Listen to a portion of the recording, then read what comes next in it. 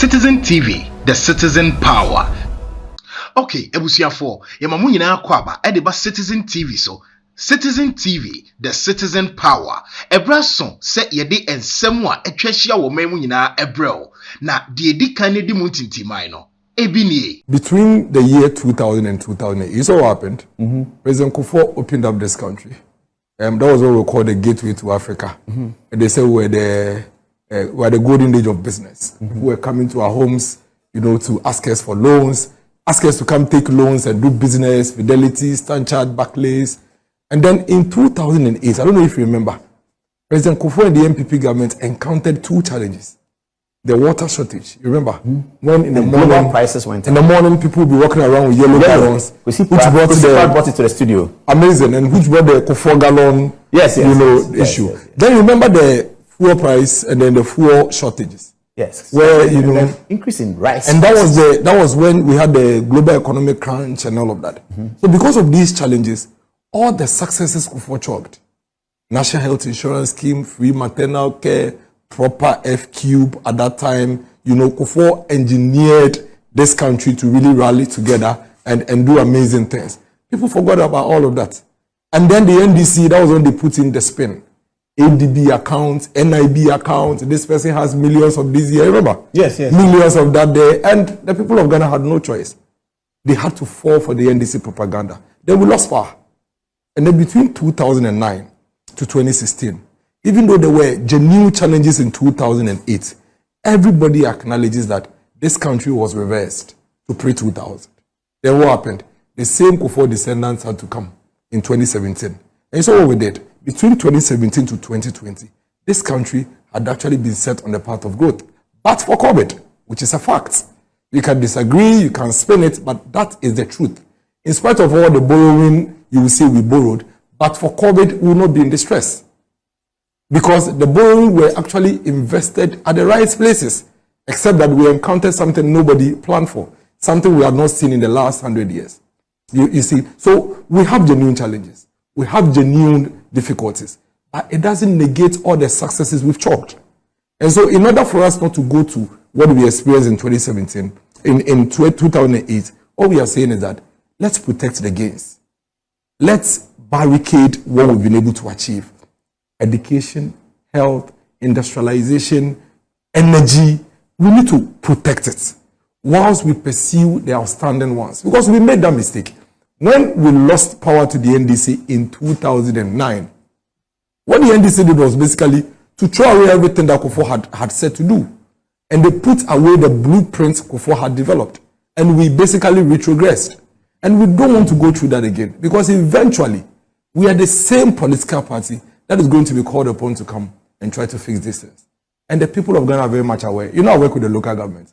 I go everywhere. I see things with my eyes. We have major macroeconomic challenges, but we are doing amazing things with the microeconomy. Go to the districts, go to the communities. A lot of things are happening. And I'm very confident that these things that I have raised is not lost on the people of Ghana. And they are not saying we are the best. They are not saying we've brought heaven to Ghana. But they acknowledge that between the MPP and the NDC, one delivers results and the other one doesn't. One, in the space of challenges, stands with the people, acknowledges the challenges, sincerely outlines the challenges, but show clear pathway to getting us out of the challenges. We've all gone through this before. I mean, we said 2013, 14, 15, 16, this country had challenges. But what happened? The leadership then told us that if you think it's too hot, get out of the kitchen. If you think you can't handle it, go and sleep. That was the time ministers of state were telling the young people of this country to go and cut grass. We encounter challenges, we raise it, and the president will say, well, I don't care what you say, even if you get me out of power, I'll do what I have to do. So we acknowledge the difficulties and challenges, no doubt about that. But we cannot afford to make that mistake we made in the past. We need to protect the gains we have made. Whilst we pursue the outstanding things, we can't throw them away. Over 100,000 young people, Paul, were left on the streets of this country for almost 8 years after completing junior high school because of two challenges: inadequate infrastructure and lack of finances by parents to pay for them. Over 100,000, multiplied by 8 years and see. Today, that has been removed. It means that we made some gains. 800,000 people have accessed free SHS? More. Who couldn't have gone to school? Even more. Even more. And that's a fact. Even more. Over a million. Yes, even more. And you can imagine the future of this country if that had continued. So if you have a president or a leadership that comes and say that, listen, this is a major challenge, and whatever it takes, however it takes, we need to put a stop to this and fix it. We need to protect that gain. Look at our energy sector today. When electricity goes off for even 2 hours, we complain. Because for the past 4 or 5 years, we are not used to having our electricity going off. And so even industries who may have genuine challenges in other areas are quite okay that, well, if not for anything, energy is stable. People had to shut down their factories.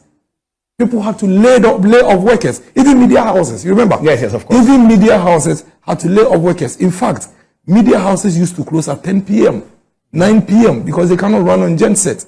Today, we have some stability there. Industries. You remember the Diversity Implementation Act? A law was passed in the Parliament of Ghana to actually come and sell off factories that were owned by the state. If the MPP was in power between 1993 and 2000, we wouldn't have done that.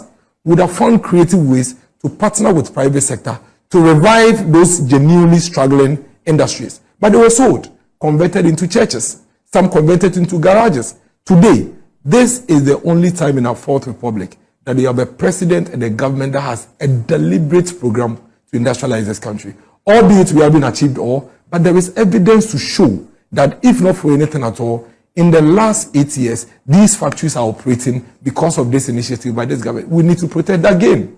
And so we cannot pretend as if it's not happening. You remember before we came to office, we thought everything was fine. COVID showed us that we have a country where between Okre, you know Okre? Honorable Dambuchi's constituency, Okre, Ekiapem North, Ekiapem South, Madina, and Adenta, we had only one district hospital, which was Tetekwashi Memorial Hospital. And that's the truth. And I'm sure a lot of people had not even realized. When COVID struck, I was an MC in Ekiapem North, and I saw with my eyes the pain in people's eyes. People sleeping on the floor. People struggling to find places to sleep. We had to go to senior high schools and go and beg school authorities to shut down so we can put patients there. At some point, we were paying people to stay indoors in their homes and every morning go and serve them breakfast and give them provisions because there was inadequate infrastructure to hold our health needs. Today, this government is embarking on one of the most audacious health investments to fix the health infrastructure gap once and for all. That project must be brought to an end. We must finish it. We must finish it, Paul. We must finish it. Go and see the Eastern Regional Hospital. Amazing facility. It needs to be completed by the people who started it. And so when we say we need to win election 2024, it's not because MPP has to be in power. But the fact of the matter is that for the first time in the history of this country, Paul, we are saying, let's give a government that has started something that we can all see with our eyes the chance to bring it to an end. Let's not truncate it. Let's not put a break to it. Let's finish it and let's see what they have to do. After all, if it's the NDC that you want, additional 4 years will make much of a difference. If we are unable to deliver, bring the NDC back. But the challenges that are confronting us today, a lot of them that are external causes, those challenges, they cannot be solved by the NDC. That is the truth. Let's get to the next big thing. We can dispute it, but trust me. Citizen TV, the citizen power.